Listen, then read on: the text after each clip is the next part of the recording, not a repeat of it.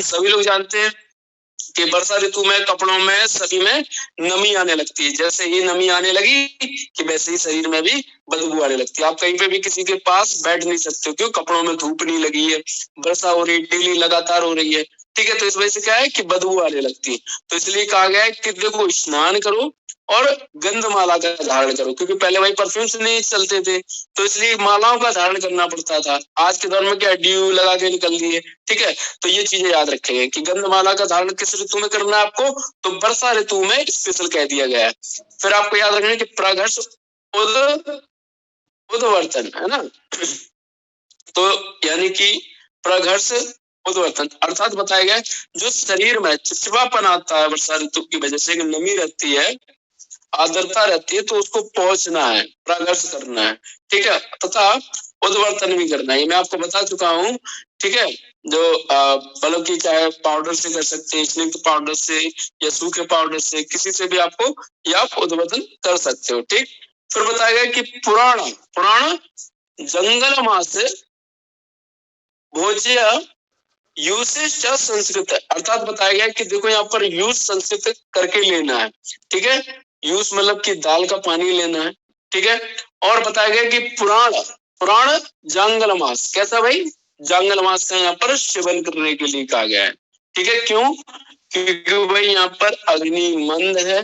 अगर मांस का सेवन करते हो तो कैसा मांस का सेवन करना है? पुराण और जांगल मास, ठीक है, पुराण और जांगल मास। जबकि हर जगह हम लोग पढ़ के आए कि भाई जांगल मास का सेवन कर लेंगे, लेकिन यहाँ पर मतलब पुराण जंगल मास सेवन करना तथा यूसश संस्कृति, अर्थात जो आप दाल का पानी पीते हो, दाल का सेवन करते हो, तो छौका लगा के लेना है, ठीक है। कैसा करके? बघार का, लहसुन का भाई छौका लगा के लेना है, ठीक है। फिर बताया गया कि अपत्य क्या करना है, तो वर्षा ऋतु में आपको सभी को याद रखना है दीवा स्वप्न अपत्य। तो मैंने बता दिया कि वेरी बैड स्लीप, क्या ट्रिप थी? वेरी बैड स्लीप, अर्थात वेरी से हो गया एक आपका वर्षा, एक से बैड से हो गया भैया वसंत हो गया, है ना, और स्लीप से हो गया आपका शरद। तो वेरी बैड स्लीप में आपको भाई सोना ही नहीं है दिन में, ठीक है, सोना ही नहीं है। फिर यहाँ पर बताए उन्मंत का सेवन भी नहीं करना है, ठीक है। तो एक बार हम लोग उन्मंत है ना हेमंत में मना करके आ गए थे, दूसरा हमने वर्षा में मना कर दिया, ठीक है। उसी प्रकार से नदी जल का भी सेवन करना मना किया गया है। क्यों? क्योंकि भाई वर्षा ऋतु में हम सभी जानते हैं सभी जगह से पानी नदियों में इकट्ठा होने लगता है और नदी का पानी बहुत ज्यादा गंदा होने लगता है। अगर पीना है तो भाई झरने का पी सकते हैं, ठीक है, या जो बावड़ी है, कुएं है, इनका पी सकते हैं, लेकिन नदियों का नहीं पीना। स्पष्ट तरीके उस जमाने में नदियों का मना कर दिया गया था, ठीक है। फिर बताया गया कि व्यायाम आतपचा एवं व्यवहार वर्जित, अर्थात ध्यान रखेंगे कि भाई व्यायाम का भी यहाँ पर मना कर दिया गया, अर्थात आप योगा कर सकते हो, है ना, जिम में नहीं जाना, बहुत ज्यादा एक्सरसाइज नहीं करनी है, ठीक है। और आतप सेवन भी नहीं करना है, ठीक है। यहाँ पर आतप सेवन का मना कर दिया गया है, अर्थात तेज तड़ती हुई धूप का सेवन नहीं करना है यहाँ पर, ठीक है। फिर बताया गया है कि चा एवं वर्जित है, अर्थात यहाँ पर मतलब कि जैसे कि मैथुन के लिए भी यहाँ पर मना कर दिया गया है, ठीक है। तो एक तो ग्रीष्म ऋतु में बताया गया कि भाई वहां पर 15-15 दिन के अंतर्गत करना है, तथा वर्षा ऋतु में वर्जित कह दिया गया है। अगर ऐसी लाइन अगर आए आपके सामने तो मैथुन के लिए वर्जित कहाँ कर दिया गया है स्पष्ट तरीके से, अगर दो ऑप्शन हो कि भाई वर्षा तथा ग्रीष्म, तो दोनों में आप टिक कर देना, दोनों में टिक कर देना कि बहुत होंगे, है ना, दोनों ही आंसर होंगे यहाँ पर, वर्षा तथा ग्रीष्म दोनों के लिए यहाँ पर आचार्यों ने मना कर दिया गया, वर्जित कर दिया गया है, ठीक है, वर्जित शब्द यूज किया गया है। फिर बताया गया कि सेवनी, हमें यहाँ सेवन क्या करना है, तो सभी लोग याद रखें कि मधु मिला हुआ माधवी अरिष्ट महेंद्र जल कोप सारस का श्रत शीतल जल लेना है, ठीक है। अर्थात बताया गया कि महेंद्र जल कौन सा है, जो आसमान से टपक रहा है भाई, महेंद्र जल है ना, वो आप ले सकते हो, लेकिन अभी के माहौल में नहीं ले सकते। क्यों? क्योंकि वातावरण में दिल्ली जैसे माहौल में देखा होगा कितने ज्यादा भाई फैक्ट्रियों का धुआं हुआ है, अगर वो वर्षा महेंद्र जल के साथ मिक्स हो जाएगा, उसे आप कैचअप कर लोगे, उसे पियोगे तो आप पहले बीमार हो जाओगे, ठीक है। ये प्राचीन काल की बात है, जब वातावरण इतना गंदा नहीं हुआ करता था, तब महेंद्र जल को डायरेक्टली हम पी सकते थे, ठीक है, स्टोर कर सकते थे उसको, लेकिन अब नहीं। तो कोप का ले सकते हो, सारस का ले सकते हो, ठीक है। ये सारी चीजें याद रखेंगे, है ना, कुएं का, झरनों का, इनका हम पानी ले सकते हैं।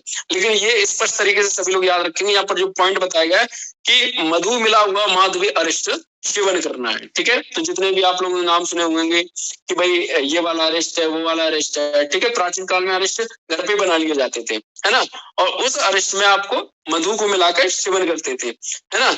और फिर एक पॉइंट और कह दिया गया है कि देखो जितने भी खाने पीने की चीजें उन सभी में वर्षा ऋतु में आपको मधु अवश्य मिलाकर सेवन करना है। तो इसको कैसे कहा जाता है कि पान भोजन संस्कारान प्राय क्षोद्रवंतान वजेत, अर्थात बताया गया है कि देखो मतलब कि संस्कार कर रहे हैं हम, हमारे सामने खाने पीने का सब कुछ आइटम रखा हुआ है, हम डेली खाते हैं, लेकिन जब वर्षा ऋतु होती है तब हमको शहद मिला के खाना है, ठीक है, शहद मिला के खाना है, ताकि उसको संस्कार कर दिया, उसमें जितने ही भैया जितने भी दोष होंगे वो सब दूर हो जाएंगे एक्चुअली में। क्योंकि वर्षा ऋतु में आपको पता है कि भाई वर्षा का जल कहाँ कहाँ से आ रहा है, तो सब्जी भी लेने जा रहे हैं वो भी गंदी है, ठीक है, क्योंकि वर्षा के पानी से वो धुल के यूज हो रही है, तो उससे अब हम लोग क्या करते हैं गर्म पानी में उसको डाल के धो लेते हैं, ठीक है, मधु का इतना ज्यादा यूज नहीं करते प्रैक्टिकली वैसे। तो इन चीजों को हमें समझते हुए चलना है, ठीक है, मतलब कि संहिता में जो पॉइंट दिया गया है उसे भी याद रखना है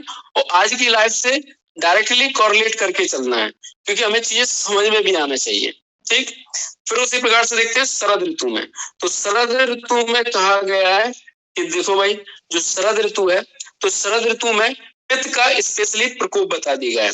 जब पित्त का प्रकोप बता दिया गया है ना, तो हमें यहाँ क्या करना पड़ेगा कि पित्त शामक आहार विहार का सेवन करना है तथा तिक्त सर्पिपान करना है। तो आप सभी लोगों को पता है कि भाई जो पित्त का शमन करने के लिए सबसे अच्छा रस कौन सा होता है, आपका तिक्त रस होता है, ठीक है, सबसे अच्छा रस कौन सा होता है, तिक्त रस होता है। अब यहाँ पर जो तिक्त सर्पिपान कह दिया, तो यहाँ पर पंचतिक्त घृत आता है ना, या प्रोडक्ट याद रखेंगे कि भाई पंचतिक्त घृत है, ठीक है, पंचतिक्त घृत, तो इसको यूज कर सकते हैं यहाँ पर, ठीक है। और जब हमको ब्रेचन कर्म कराना है तो आप इससे भी करा सकते हो, ठीक है, और भी चीजें हैं, तो इनसे हमें ब्रेचन कर्म कराना है, ब्रेचन कर्म करा सकते हैं तथा हम रक्त मोचन करा सकते हैं। इनसे क्या होगा कि शरीर में जितना बड़ा हुआ जो पित्त है वो डाउन हो जाएगा, ठीक है, बाहर निकल जाएगा। क्या निकल जाएगा, जितना पित्त दोष प्रकोपित है वो सबका सब बाहर निकल जाएगा, ठीक है।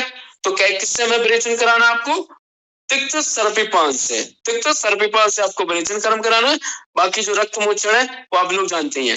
अच्छा चीजें ये देखो प्रैक्टिकली वैसे शरद ऋतु में अक्सर एलोपैथी वाले रक्त मोचन कैंप जगह जगह लगाते हैं। आप लोग इस चीज को नोटिस करना कि सबसे ज्यादा जो कैंप लगते हैं, है ना, डोनेट वाले, ब्लड डोनेट करना, ठीक है, तो एलोपैथी वाले भी इस चीज को फॉलो करते हैं। सोचो जरा, हमने कभी गौर नहीं किया होगा, एक बार आप लोग जरूर गौर करना है यहाँ पर कि भाई शरद ऋतु में रक्त मोचन, ठीक है, ब्लड डोनेट यहाँ पर चलता है। बाकी ये वाली लाइन में कल पढ़ा ही चुका था, है ना, लावा कपिंजलान एण और सर्व सशक, ठीक है, तो यहाँ पर भाई मात्राओं का यूज नहीं किया गया है। वसंत में पहले आया है तो वसंत में मात्राओं को यूज कर लिया, वहां शासक है, वहां सारव है या सरव है, ठीक है, वहां पर एण है, वहां पर, है ना, यानी ये वाली एण है, ध्यान रखेंगे इसमें मात्रा है, जबकि यहाँ पर कोई मात्रा नहीं है, ठीक है। इस चीज को इस तरीके से पकड़ना है, जहां पर मात्रा नहीं है बेटा तो वहां क्या है, आपका शरद ऋतु है, ठीक है, और जहां मात्रा है वो आपका वसंत ऋतु है। फिर कहा गया कि आहार के बारे में बताओ, तो आहार बताया गया कि सालीन सारे सा यव गोधूमान सेव्यन और घनत्य, अर्थात बताया गया कि देखो यहाँ पर जो आपको आहार लेना है तो कैसा लेना है, यव गोधूम वाला, ठीक है। सालीन यहाँ पर जो बताया गया है बेटा चावल के लिए बताया गया है, सालीन चावल यूज करना है, यहाँ पर सालीन चावल यूज करना है तथा यव गोधूम को सेवन करना है, ठीक है, इन चीजों को आप सेवन करेंगे। फिर याद रखेंगे कि सेव्य अनाहुर घनत्य, इस वर्ड को याद रखेंगे कि ये जो घनत्य वर्ड जो यूज किया गया है ये कहाँ किया गया है, तो ये हमारे शरद ऋतु में यूज किया गया है, वो भी आहार के लिए यहाँ पर यूज किया गया है, ठीक है। अर्थात सालीन चावल लेना आपको, यव गोधूम लेना है, ठीक है, यानी यव और गोधूम जो मिला के जो आटा बनता है वो लेना है, ठीक है। और यहाँ पर घनत्व वर्ड ये पूछा जाता है, ये कोटेशन अगर पूछ दिया, अगर पूरी लाइन अगर पूछ ली जाए तो ये वर्ड हमें याद रखना है। पर शरद ऋतु में घनत्व वर्ड अलग से याद रखना है, ठीक है। फिर बताया बिहार में क्या करना है कि शरद आनी च मंगलानी वासंसी विमलानी च शरद काल प्रशंसते प्रदोषे च इंदुशमय। अर्थात बताया गया है कि देखो ये जो शरद काल है तो यहाँ बिहार कैसा करना है कि शरद आनी च मंगलानी यानी कि माल्यानी वासनानी विमलानी च शरत काले प्रशंसते प्रदोषे च इंदुशमय।